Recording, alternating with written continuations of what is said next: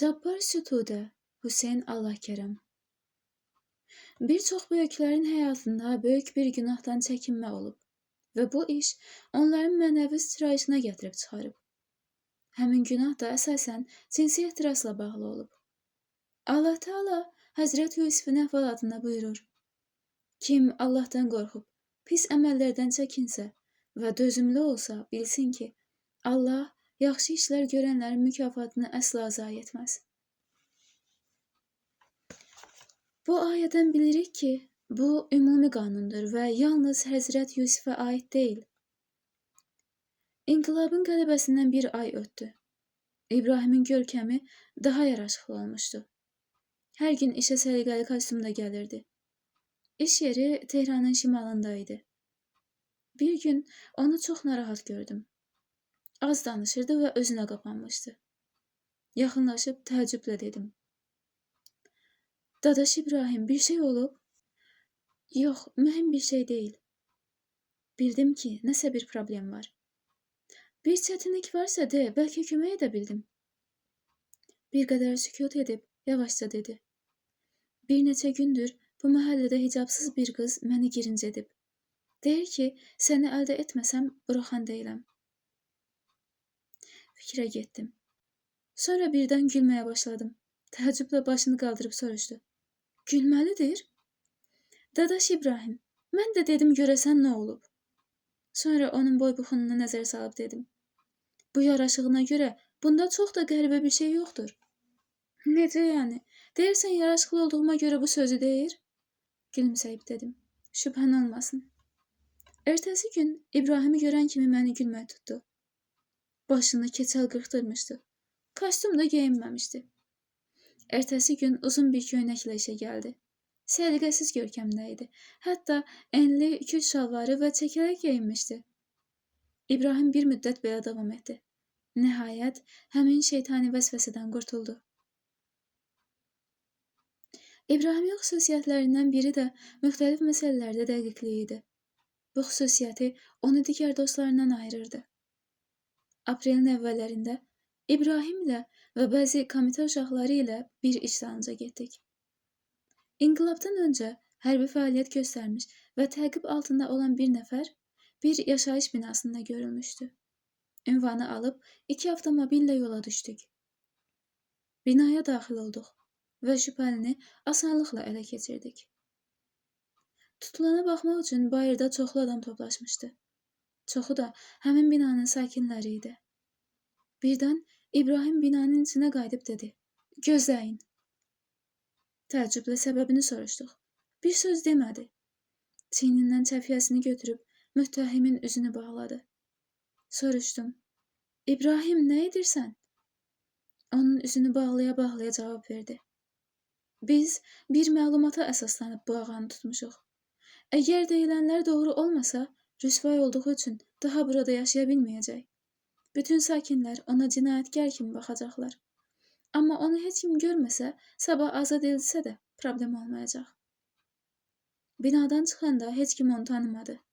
Mənsə İbrahimin dəqiqliyi haqda fikirləşdim.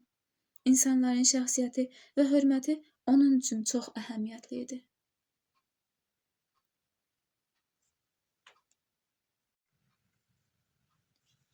Sözün təsiri. Mehdi Fəridvand. İnqilabdan bir neçə ay sonra dostlarımızın biri mənə dedi: Sabah İbrahimlə birgə bədən tərbiyəsi komitəsinə gedin. Komitənin sədri Ağa Davudinin sizinlə işi var. Ertəsi gün səhər ünvanı öyrənib komitəyə getdik. Ağa Davudi bizi çox yaxşı qarşıladı. O, İbrahimin orta məktəb müəllimi olmuşdu.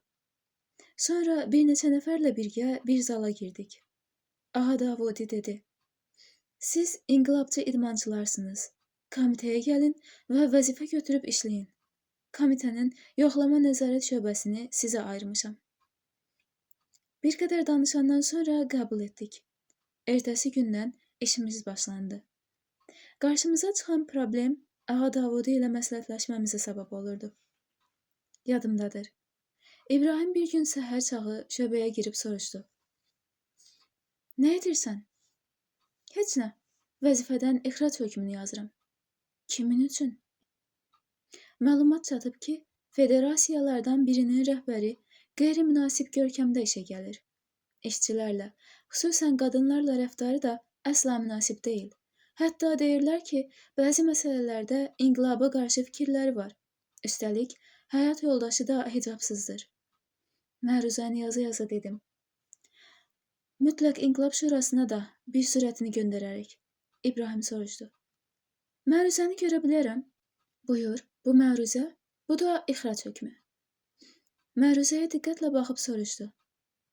Özün bu ağa ilə danışmısan? Yox, lazım deyil. Onun necə adam olduğunu hamı bilir. Olmadı. Məgər eşitməmisən ki, yalnız yalancı insan hər eşitdiyini təsdiqləyər? Axı, həmin federasiyanın uşaqları xəbər verdilər, sözümü kəsdi. Bu ağanın ünvanı bizdə var? Bəli, var. Gəl, axşamüstü evinə gedək. Görək kimdir, sözü nədir? Bir neçə saniyə sükutdan sonra razılaşdım. Axşamüstü işdən sonra ünvanı götürüb motosikletlə getdik. Onun evi Seyid Xəndan körpüsündən yuxarıda yerləşirdi. Küçələrin içində evini axtaranda birdən onu gördüm. Məruzəyə vurulmuş şəkildəki adam idi. Mercedes avtomobilini evin önündə saxladı. Təxminən hicabsız bir xanım maşından enib qapını açdı. Sonra həmin şəxs maşınla içəri girdi. Dedim. Gördün ağa İbrahim, gördün ki bu adam problemlidir. Gərək danışaq, sonra mühakimə yürüdək. Motosikleti evin önündə saxladım. İbrahim qapının zəngini bastı. O hələ həyətdə idi, gəlib qapını açdı. Hündür kişi idi. Bığ saqqalını qırxdırmışdı. Bizi o məhəllədə görmədiyinə çox təəccübləndi. Diqqətlə baxıb dedi. Buyurun. Öz-özümə dedim. Əgər İbrahimin yerində olsaydım, buradaca dərsini verərdim. Lakin İbrahim həmişəki sakitliklə gülümsüyüb salam verdi və dedi. Mən İbrahim Hadiyam. Bir neçə sualım var. Ona görə sizi narahat etdik. O dedi. Sizin adınız çox tanış gəlir. Bir neçə gün qabaq eşitdim. Deyəsən komitənin yoxlama nəzarəti, eləmi? İbrahim gülümsəyib dedi. Bəli. Kişi özünü çox itirdi. İsrarla deyirdi ki, buyurun içəri. İbrahim dedi. Çox sağ olun. Sizinlə yalnız bir neçə dəqiqəlik işimiz var. Sonra gedəcəyik. İbrahim danışmağa başladı. Təxminən 1 saat ötdü, amma zamanın necə keçdiyini əsla hiss etmədik. İbrahim ona hər şeydən danışdı. Çoxlu məsəl çəkdi. O deyirdi. Bax, əziz dost, sizin yoldaşınız özünüzə məxsusdur, başqalarına göstərmək üçün deyil. Həmçinin, siz bir idarənin rəhbərsinizsə, işçilərlə, hələ üstəlik qadın işçilərlə qeyri-münasib zarafatlar etməməli, pis sözlər danışmamalısınız. Siz öz sahənizdə çempion olmusunuz, lakin əsl çempionluq yanlışa son qoymaqdır. İbrahim sonra inqilabdan, şəhidlərin qanından, imamdan və ölkənin düşmənlərindən danışdı. O da təsdiqləyirdi. Axırda İbrahim dedi. Bax, mənim əzizim, bu sizin vəzifədən ixrac hökmünüzdür. Federasiya rəhbəri birdən yerində donub qaldı. Boğazı qurudu. Sonra təəccüblə bizə baxdı. İbrahim gülümsüyüb kağızı cırdı və dedi. Əziz dost, mənim sözlərim haqda fikirləş. Sonra sağollaşıb motosikletə mindik. Küçənin başına çatanda geriyə baxdım. O kişi hələ həyatına girməmişdi və dayanıb bizə baxırdı. İbrahimə dedim, ağa İbrahim, çox gözəl danışdın. Mənə də təsir etdi. Gülümsüyüb dedi. Əşi, biz kimik ki? Yalnız Allah bütün bunları beynimə saldı. İnşallah təsiri olar. Sonra əlavə etdi. Əmin ol ki, insanları yaxşı rəftar kimi heç bir şey dəyişdirmir. Allah Quranda Peyğəmbərinə buyurur. Əgər qaba, sərt ürəkli olsaydın, əlbəttə onlar sənin ətrafından dağılışıb gedərdilər. Ali İmran 159. 1-2 aydan sonra həmin federasiyadan yeni bir məruzə gəldi. Federasiyanın rəhbəri çox dəyişmiş. Əxlaq və rəftarı yaxşılaşmışdı. Həyat yoldaşı da işə hicabla gedirmiş. İbrahimi görüb məruzəni verdim. Onun reaksiyasını gözləyirdim. Oxuyandan sonra Allaha şükür, dedi. Sonra da söhbəti dəyişdi.